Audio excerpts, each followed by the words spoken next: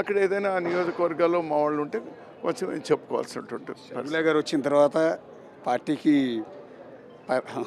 ఊపు వచ్చింది అనుకుంటున్నాం. బయట అయితే ప్రచారం అట్లా ఉంది.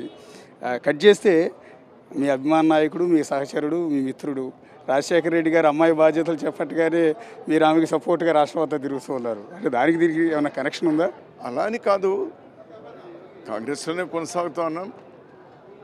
రాజశేఖర రెడ్డి గారు అతను చనిపోక ఒక వారం ముందు సెప్టెంబర్ 2వ తేదీన వారు మరణిస్తే ఆగస్టు చివరి వారంలో మా అందరితో వాళ్ళు ప్రమాణం చేయించినారు. కాంగ్రెస్ ఆఫీస్లోనే హైదరాబాద్లో చేయించింది ఏమంటే రాహుల్ గాంధీ గారిని ప్రధాని చేసేంత వరకు మేము నిరంతరంగా ప్రయత్నం చేస్తామని ఆ బాటలోనే కొనసాగుతూ ఉన్నాము. కొద్దిగా ఆలస్యమైన రాజశేఖర రెడ్డి గారి బిడ్డ ఈరోజు మాతో చేరడం అనేటువంటి అత్యంత ఆనందదాయకమైనటువంటిది. అది డెఫినెట్గా కాంగ్రెస్ పార్టీకే కాదు, ప్రజల్లో కూడా ఒక నమ్మకాన్ని, విశ్వాసాన్ని పెంచుతుంది.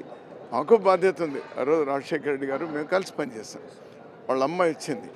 సో ఆమెతో కలిసి రాష్ట్రంలో అందరినీ పరిచయం చేయడము, విషయాలు చెప్పడం అనేటువంటి కూడా ఒక బాధ్యత. ఒక 34 సంవత్సరాలు కాంగ్రెస్ పార్టీలో పనిచేస్తున్నటువంటి వాళ్ళు మా బాధ్యతగా చేస్తున్నాం. బేసిక్గా అదే రాజశేఖర రెడ్డి గారి అబ్బాయి ఇప్పుడు రాష్ట్రానికి సీఎంగా ఉన్నారు. అంటే చాలామందికి ఉన్న డౌట్, ఈవెన్ కాంగ్రెస్ పార్టీ వాళ్ళు, మిగిలిన పార్టీ వాళ్ళు, రఘువీరారెడ్డి లాంటి గొప్ప నేత, ఒక సీనియర్ నాయకుడిని ఆ పార్టీలోకి ఎందుకు తీసుకోలేదు, ఆహ్వానించలేదా, లేదా ఆహ్వానిస్తే మీరు తిరస్కరించారా? ఈ రాష్ట్రంలో ఉన్న పార్టీలే కాదు, రాష్ట్రంలో లేని పార్టీలు కూడా పాపం ప్రయత్నం చేసుకున్నారు. దాని గురించి అంటే వాళ్ళ గురించి తక్కువగా మాట్లాడడం మంచిది కాదు. కానీ థ్యాంక్స్ టు దెమ్, వాళ్ళకి నా మీద ఉన్నటువంటి దీంతో థ్యాంక్స్ టు దెమ్. బట్ నా స్థానం ఇదే. మా ఊరు ఎట్లా నీలకంఠాపురమో నా పార్టీ కాంగ్రెసే అందులో ఉంటుంది. ఇంకో మనకు పక్క దృష్టి లేదు. కనిపించేటువంటి ఆ పక్షి కన్ను మాత్రమే కనిపిస్తుంది, కాంగ్రెసే కనిపిస్తుంది.